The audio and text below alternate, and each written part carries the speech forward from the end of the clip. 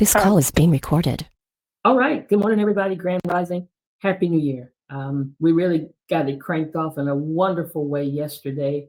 Coach Dan took us to a place of begin to be reflective, look into our lives, see what we need to let go of, get rid of, to get moving, because you can move faster when you move lighter.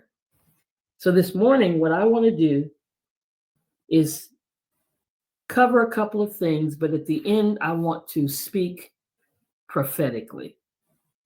I want to decree and to declare some things into your lives, some things into your business, into your families, into your relationships, into everything that you put your hands on.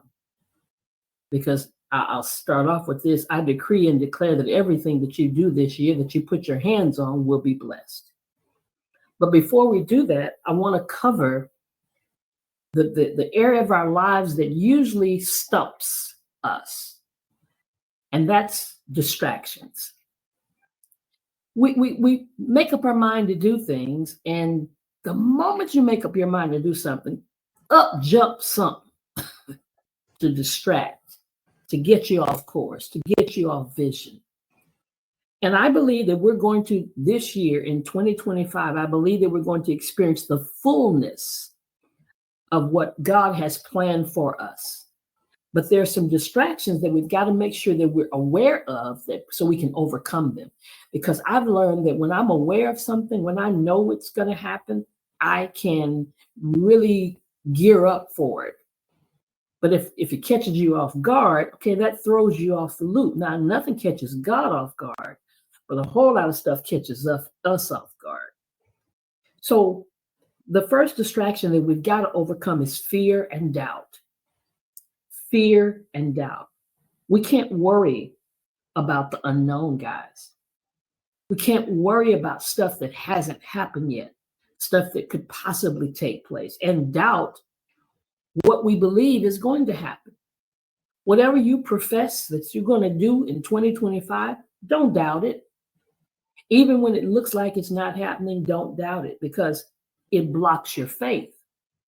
And so we're going to replace fear with trust, and we're going to keep our focus on the goals that we have set before us.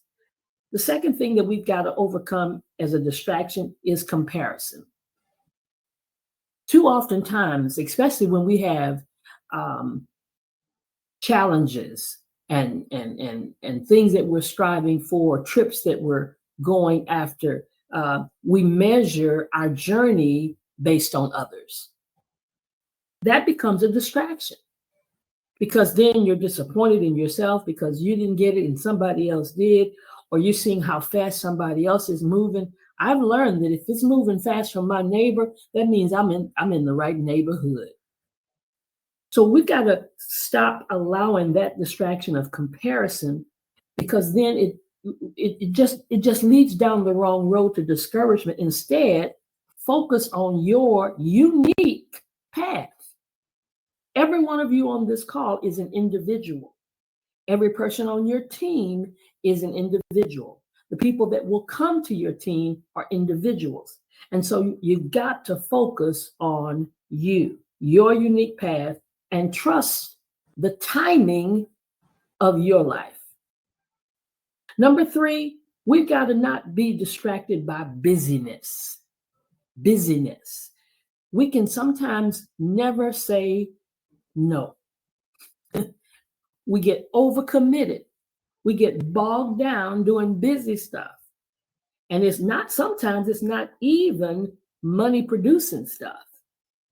So if 2025 is going to be better than 2024, we've got to stop allowing ourselves to become overcommitted. You can only do so much. And sometimes we try to do stuff and we get in the way of God working with that person. So busyness, overcommitted, and distracted by tasks that actually crowd out your time. If you've said you're going to have time to call X number of people, or you're going to have time to do X number of bioscans, or you're going to have time to send out X number of pluggers, you can't allow busyness to crowd out that time to do those functions and those goals for the day, those goals for the week, those goals for the month. Number 4, the fourth distraction that I want to hit is negative influences. Now, most of us, I'm sure, try to stay around positive people, but sometimes we still allow toxic relationships, unhealthy habits, negative environments that drain us of our energy, drain us of our faith. So the challenge this year is to surround yourself with people and resources that do nothing but encourage you. Number 5, comfort zones. Yeah, we got to step out. It's really a distraction because growth requires stepping out. And it's not stepping out in a comfortable place. It's stepping out in faith. It's not comfortable to step out of your comfort zone, to do things you've never done before. But in 2025, we've got to not let comfort zones distract us, because then it puts us in a place of complacency or fear of change. And that what does only one thing: keeps you from moving forward. I learned many years ago from my mentor that Satan is not as concerned as pushing us back as he is concerned about keeping us where we are. And that's even worse, because there's so much more. You have not seen where you're about to go in your life, in your business, every area of your life, in your finances. Number 6, a sixth distraction oftentimes is entertainment and social media, because we sometimes use it for the wrong reasons. Now, it's not inherently bad. And don't get me wrong, because we need to use social media. And I heard our CEO saying in 2025, we're going to use more of it. And we're going to, jump into that arena because people are making millions of dollars. But when we use excessive time that's spent on the screen, it dulls your focus, because you need to be able to hear what direction to go. You got to spend that quality time in meditation or prayer and set those boundaries when it comes to our social media, because we'll get caught up looking at everybody else's lifestyle of the rich and famous, and it is not making you a dime. Number 7, past failures is a distraction. What didn't happen last week, last month, last year, okay, it's gone. 2024 is over. It is in the past. We reflect on it, but we don't focus on it. And we can't hold on to the guilt and the shame because of what didn't take place. We got to release the past, let it go, keep moving, so that we can embrace the challenges and the victories that are ahead. And number 8, self-sufficiency. Self-sufficiency is a distraction because we're trying to do everything in our own strength. Some of us don't want to ask nobody. We don't get any help from anybody. We don't do the 3-way calls. We just, I'm sorry, you might be busy. Listen. If folk answer the telephone, they can talk to you, okay? Or they'll let you know. But oftentimes our attitude is we're trying to do it in our own strength. That's why we won't use the video. We calling and we saying everything we shouldn't be talking about, instead of saying, can I send you a video? Right? And we're not using our own strength. We're not, put the plugger in their hands. Leave the plugger. I mean, pluggers should be everywhere. We should be flooding folks with pluggers. The plugger. I had to learn the term. That's called a plugger. Is plugging in and getting the just getting a person to be able to just trigger what we're doing and how we can help them and how they need to know their blood type. So we depend on God's guidance, and then we rely solely on his plan. So we've got the plan, we've got a plan in place, we've got a system in place. So we're going to begin to do that. So here we go, prophetically. I want you to imagine the next 12 months. January, February, March, April, May, June, July, August, September, October, November, December. This is day 1. Guys, this is day 1. Do you feel the charge? This is day 1.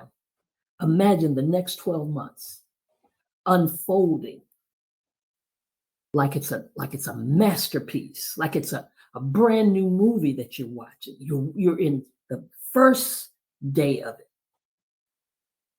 And God takes every area of our life and transform it beyond what we could have imagined. Eyes have not seen, ears have not heard, neither has it entered into the heart of man what God has in store for every single person under the sound of my voice. So now, let's unfold this thing. Month 1, 2, and 3.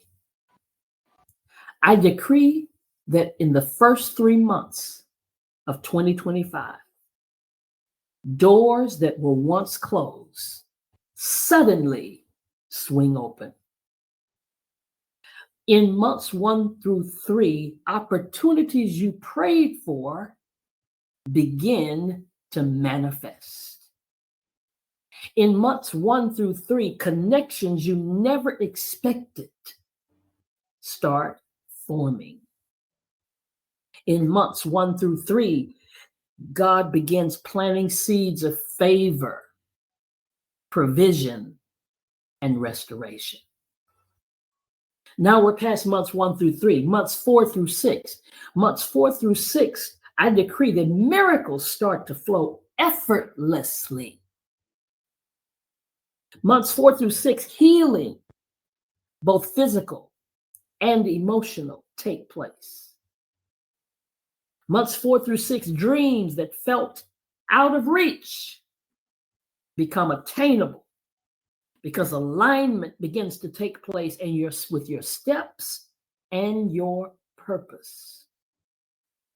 Months 4 through 6, financial breakthroughs and unexpected blessings start pouring in. Months 7 through 9. Months 7 through 9, clarity replaces confusion. In months 7 through 9, God reveals hidden purposes.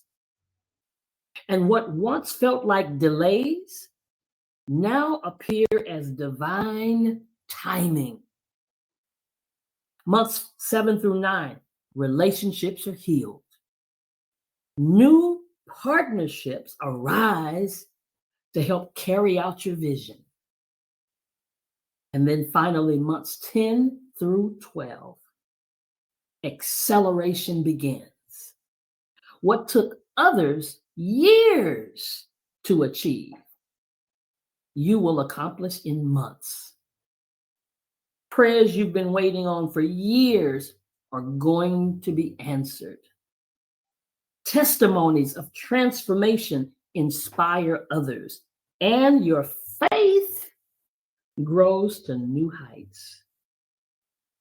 Guys, by the end of the year, we're going to look back in awe and declare, only God could have done this. So I'm challenging you to prepare your heart for the journey. Today starts the journey, because the next 12 months are going to be the most extraordinary season of your life. Now, I said we have systems in place. So on tomorrow night, 7 p.m., we challenge every person that's here. Call your team members, call your business partners. Those that are not here, let them know tomorrow night at 7 p.m. You want to get on a Zoom so you can get the system in place. The system that we're going to be moving forward with a vengeance, moving forward with speed and acceleration to accomplish that has been decreed. And you just grab it. You move your months up ahead of time or before time, anything, whatever you saw in 10 through 12, go on and grab it and pull it over into months 1 through 3. But this is the divine masterpiece that I believe is going to take place in your lives in 2025. Because yes, as some have said, we're going to thrive in 2025. Regardless of what the economy is, regardless of what the government says, has nothing to do with it, because every power must come subject to the higher power. And we operate with the higher power. So today, have a great, wonderful, brand new year. Happy New Year, everybody. Bye for now. See you tomorrow.